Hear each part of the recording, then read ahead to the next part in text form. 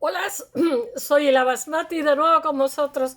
Hoy para contaros una historia muy interesante que es de Vasco Núñez de Balboa. Lo he titulado, a ver si soy capaz de verlo, El conquistador español que nombró un océano y buscó un reino de oro, que realmente era Perú, pero nunca llegó, y fue ejecutado por su suegro. Le cortaron la cabeza a él y a sus hombres con excusa de que no servían a su rey, quería hacer un reino para él solo, y eso era totalmente mentira. Lo que pasa es que ya sabéis que la gente cuando prospera mucho, yo que sé, cuando medra, pues le salen muchos, crecen los enanos alrededor, le salen muchísimas personas con el agravio comparativo, porque yo me di cuenta que el agravio comparativo siempre está ahí, ¿no? Siempre parece que hay una forma de pensamiento en el cual siempre te estás comparando para los demás porque piensas que si los demás son más tontos, tú eres más listo. Es una tontería porque yo pienso que de los mejores siempre hay que aprender, aunque no sean muy buena gente, porque tienen una inteligencia especial, distinta al medio. Pero, por regla general, estas personas que crecen, como le pasó a Vasco Nuño de Balboa, que progresan de cero, de la nada, a base de que era una persona ambiciosa, emprendedora, etcétera, pues se le salió un suegro, sí, fue su suegro el que le cortó la cabeza, que era muy envidioso, muy codicioso, y lo mató, lo acaba matando. Lo que pasa es que el suegro, la historia lo ha engullido, y sin embargo, Vasco Núñez de Balboa está, yo que sé, en Panamá, las plazas, la moneda, en Madrid, en el metro, está por todos sitios porque fue simplemente increíble, excepcional, aunque nuestro juicio del siglo XXI no exactamente le pasa un rasero al 100% porque fue cruel con los indígenas, etcétera. Ahora lo contaré, estamos al principio de lo que es, él no sé si está, él ha nacido en 1475 en Jerez de los Caballeros, en Badajoz. Los extremeños son muy conquistadores y bueno, él ve un filón tremendo en América, le pasa de todo, así de todo, y no muere de hambre ni muere de... Porque siempre se ha dicho y se sigue diciendo, hay una serie de tópicos con respecto a los españoles, que seremos los más malos del mundo, pero hay muchísimos tópicos, ¿no? Pero las personas que están en América no se dan cuenta que si ellos no estaban preparados para nuestra gripe y nuestros virus de Europa, que de alguna forma había sido por digamos, la trayectoria que llevábamos con el ganado desde miles de años, etcétera, los españoles tampoco estaban preparados para las enfermedades protozoicas que había allí en América. Ay, tengo una chuleta y se me va. No estábamos preparados contra las enfermedades protozoicas que hay allí. Yo he pillado en América amebas, me dolía la barriga, todo el mundo decía, tiene amebas, pero se lo tomaban así como ameba, pero eso no es nada. Y yo, no es nada, no estaba muriendo de dolor de barriga. No quiero deciros que todas las personas tenemos como, digamos, nuestro cuerpo. En el caso de los españoles, hemos tenido en la zona sur, lo sé porque cuando he ido a hacer un viaje siempre he ido a las vacunaciones estas internacionales, que yo no me pongo vacunas, pero por asesorarme, ¿no? Y siempre eran muy sensatos y muy respetuosos, ¿no? Entonces, por ejemplo, los españoles hay somos inmunes, eso se sabe por el plasma, a determinada, en el caso del sur, donde yo vivo, a la malaria hemos tenido hasta hace nada, yo no lo sabía tampoco, casos de paludismo, etcétera. Y también a un tipo de hepatitis, en fin, cuando he visitado Egipto y todo, pues no sé, los de alrededor mío, que eran del norte de España, se han puesto todos malos y yo no me enteré, no me puse, me comía todo lo que pillaba. Quiero deciros que todo eso influye cuando te vas a un lugar nuevo, digamos, si tu plasma, tu organismo, eso, bueno, en el caso de los españoles que fueron a América, pues estos climas tropicales, con, yo qué sé, con esos calores tan húmedos y esa cantidad de insectos, pues mataron a muchísima gente, porque aquí veníamos de otra temperatura, de otro entorno, y bueno, también la gente se murió de las gripes que les pegamos y cosas de estas, pero quiero deciros que por los dos lados hubo bajas porque aquí no estaban acostumbrados. De hecho, las ciudades se construyeron a altura muchas veces para evitar precisamente todas estas enfermedades que derivaban del trópico, que son pues, malsanos en general, todo lo que son zonas pantanosas y selváticas son una maravilla para la botánica, pero para los seres humanos son regulín regulán, porque hay muchísimos insectos que con una picadura te mandan a otro barrio. De hecho, hay naciones en donde si quieres visitarla es imprescindible que te vacunes de una serie de cosas, si no, no te dejan visitarla, pero allá tú, ¿no? Pues como pasa en el centro de África con la fiebre amarilla que te puede llevar por delante en 24 horas, en fin. Yo siempre que he visitado sitios tropicales como por ejemplo India, todos estos sitios, ha sido en época de invierno, que los bichos, allí no es que haya invierno, pero es un trópico, hay una época seca, una época húmeda, como vaya en la época húmeda, estás vendido. Bueno, vamos a Vasco Núñez de Balboa, que si no os voy a contar mi vida. Descubrió el océano, ¡ay, madre mía! Descubrió el océano Pacífico en 1513. Mira, yo llevo una chuletilla porque tengo la fecha, no me la sé toda al 100%. Y se me cae el decorado. se, se ganó. Él tenía, como le pasaba a Cortés, tenía una compañera que no sabemos qué pasó. Él, cuando lo matan, no tenía hijos, estaba casado, fue el suegro, no conocía a la esposa. Y los bienes pasan a sus hermanos. No se sabe qué pasa con la compañera que tenía indígena. Se gana a los nativos con una mezclita de crueldad desmesurada y alabanzas. Era muy pillo, como le pasaba a Cortés, y sabe sacar, pero se enfrentó a infinidad de peligros, es de decirlo, y a ejércitos muchísimo más grandes que los españoles. Era un táctico, era una persona, sabía perfectamente, era un bachiller que llaman aquí en España en aquella época, o sea, una persona que había estudiado y no era una persona inculta, porque siempre a los conquistadores españoles se les denigran, eso es lo peor que vino de España, no era lo peor. Lo que pasa es que este de hecho era hijo de algo y se supone que venía de la zona del Bierzo, de León, y estuvo, me parece que empezó a trabajar para un señor que era, ay, no me acuerdo, de Huelva, de un pueblo, conde o duque de, bueno, que es que me acuerdo de, ¿cómo se llama? Garcilaso, ¿no? Que decía, qué buen escudero sería si buen caballero tuviera, ¿no? Me acuerdo de esas cosas. Bueno, vamos a Vasco Núñez de Balboa. Bueno, esto los indígenas le hablaron de un reino de oro. Se, mm, cuando se hizo 500 años del nacimiento de Vasco Núñez de Balboa, se hizo una película muy interesante, que no sé si la voy a encontrar en internet para ponerla, porque es muy bonita además, esa lucha obsesiva por conseguir oro. Estamos al principio del siglo XVI, ¿eh?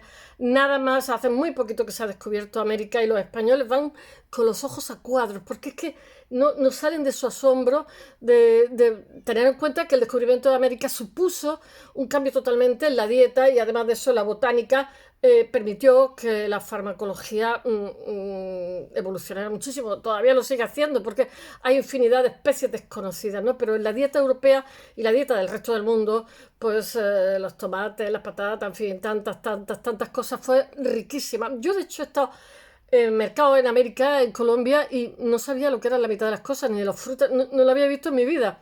Bueno, un calor sofocante asfixiaba allí a los españoles.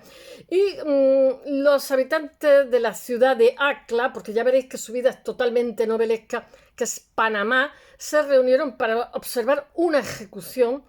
De hecho, el suegro fue tan pérfido que una vez que le cortaron la cabeza a él y a sus hombres y a sus lugartenientes, la clavó en una pica para horrorizar a la gente, para que vieran cuál era su poder magnánimo, y después lo enterraron en una tumba desconocida que a día de hoy ni se sabe. Bueno, estaba a mitad de enero de 1519 y Vasco Núñez de Balboa iba a ser degollado por traición y usurpación a la corona, que es mentira. El suegro le escribió una carta muy cariñosa, entonces lo invitó a que fuera allí, a él le iba estupendamente todo, él había construido unos barcos con una madera excepcional y llegamos yendo a más, porque si os cuento la historia entera aquí me paso el día.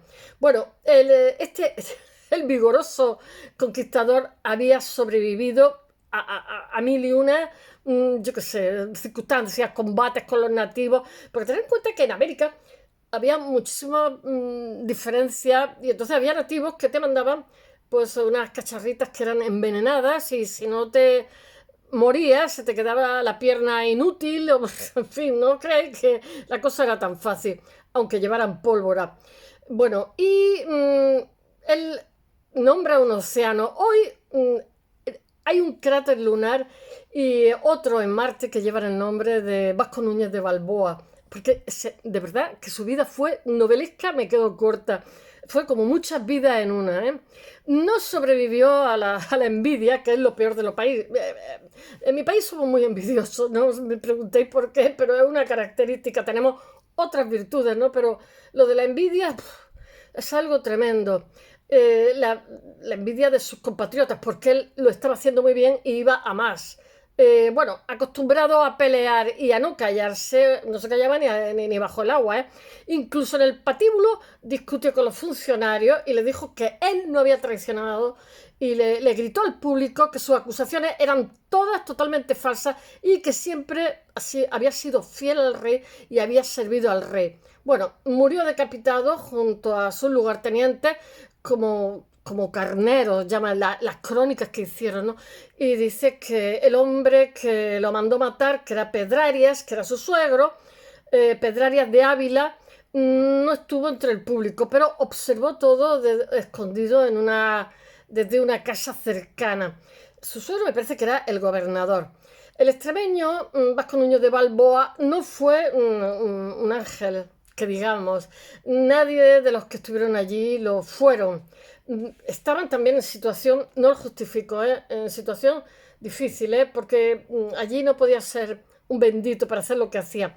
No se sabe cuándo nació ni dónde está enterrado, pero su historia es totalmente novelesca. Se cree que fue hijo de un hidalgo llamado Nuño Arias de Balboa, procedente del Bierzo, de Villafranca del Bierzo, y criado, o sea, él fue servidor del señor de Moguer. Es que no me salía la frase, porque yo estaba viviendo en Huelva y siempre decía, no podías decir palos de Moguer, que te la cargaban, ¿no? ¿De dónde partió Colón? Palos de Moguer. No, no, no. Palos es un sitio y Moguer otro. Y ya sabéis que los vecinos nunca se llevan bien.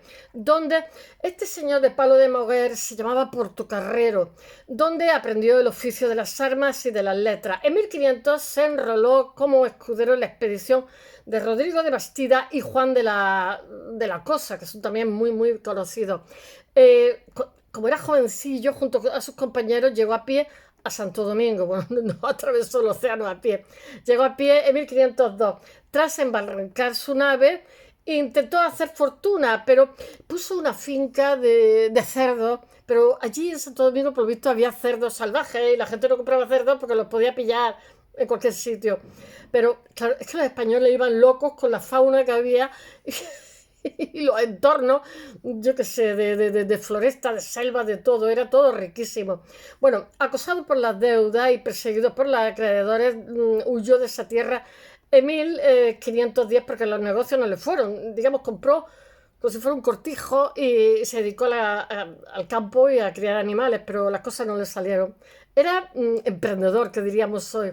Al ser descubierto, la primera opción fue, bueno, él se metió dentro de un barril y llevaba su perrillo, no se separó de su perro, Leoncillo, porque era de Ponce de León, se lo había dado, se llamaba Leoncillo, y se metió él y el perro en un barril. Entonces lo descubrieron porque se metió de polizón en un barco, y la primera opción del capitán fue abandonarlo en una isla desierta, y se apiadaron de él. Fijaros que chaladísimo estaba, era muy echado para adelante, y le dejaron participar. Porque además ellos iban, había estado hacía 8 años y conocía el terreno. Iban en la búsqueda de oro y riqueza, y no cejaron en su empeño de asentarse en la región. Se internaron muchas veces localizaciones, todas ellas muy complicadas. Vasco Núñez de Balboa se hizo famoso entre las huestes y fundó Santa María la Antigua, que es actual Panamá.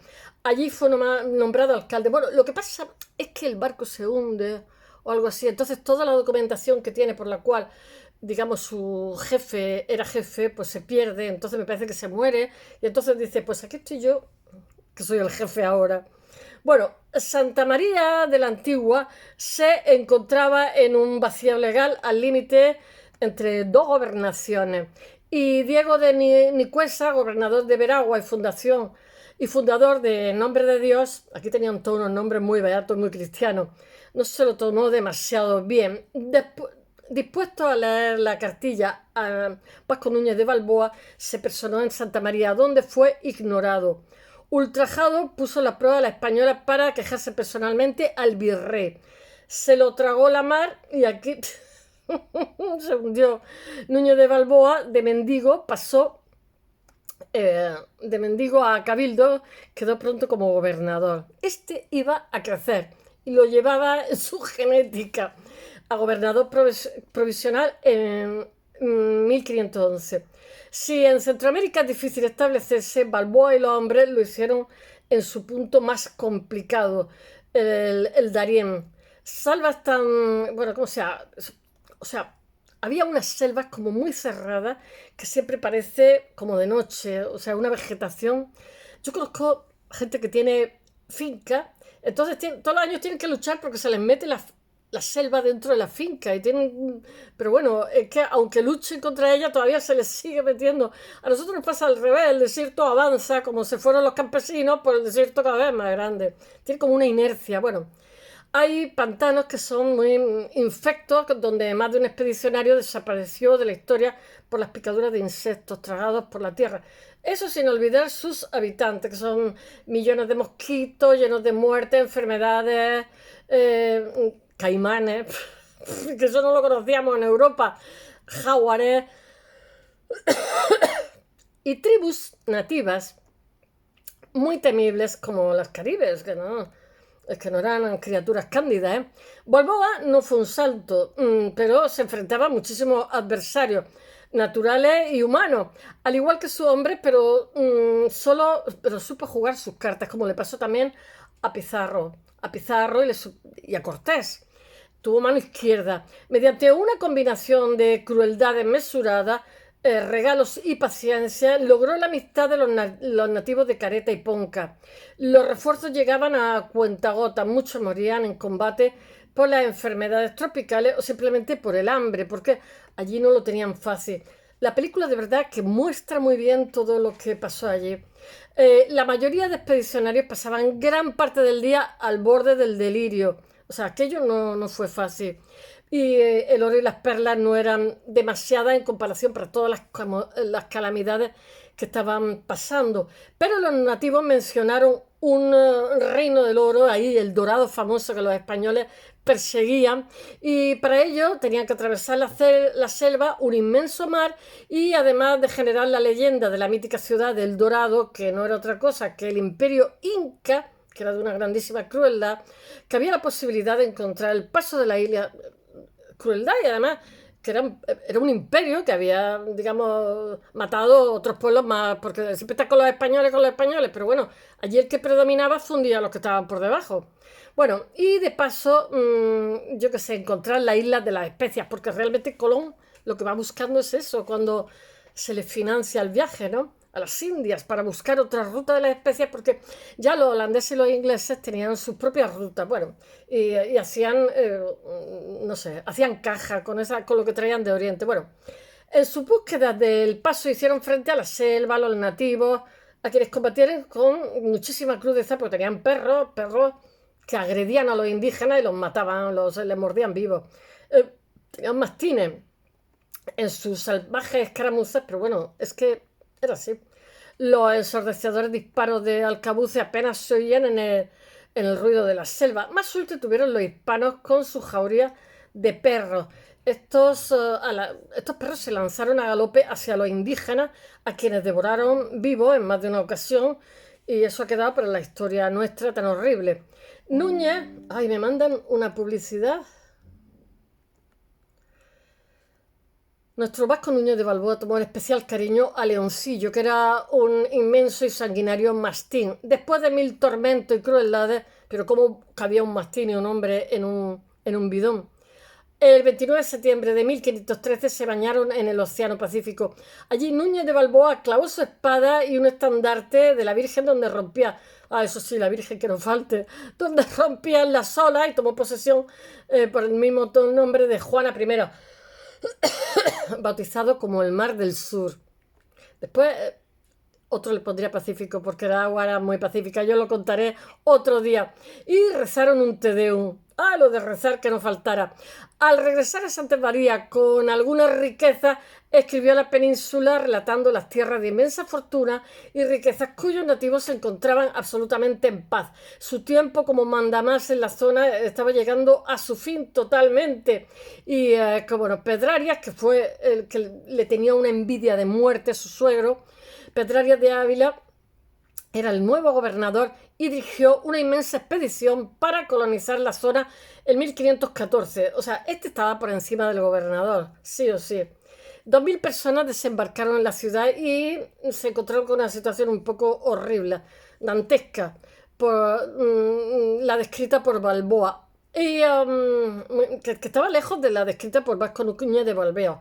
Había oro y perlas, muchísimas, pero lo que faltaba era de aquí comida y a los recién llegados daba pena contemplarlo. Dice Bartolomé de las Casas, quien además nunca perdona a Balboa su trato con los nativos, pero Bartolomé de las Casas hizo posible que vinieran gente de color de África, porque decía que los indígenas, pues no, los indígenas tenían fruta, tenían de todo y no tenían la idea de la productividad y de ir todos los días a trabajar. Si tenían para comer, pues no iban en paz y eran también más tranquilos, más laxos, y entonces pues trajeron gente de África. Dice Bartolomé de las Casas, dice, nunca parece que se viera cosa igual que personas tan vestidas de ricas ropas de seda se cayesen a cada paso muertas de hambre, morían suplicando dame pan. Bueno, las selvas, los indígenas y las escasas cosechas pues hicieron de las suyas. No pudieron alimentar a a tanta población. Muchas veces hablamos que somos 8.000 millones y bueno, no necesariamente hay recursos o no están bien distribuidos o lo distribuidos que tendrían que estar. Pedrarias, su suegro, le echó la culpa a Balboa.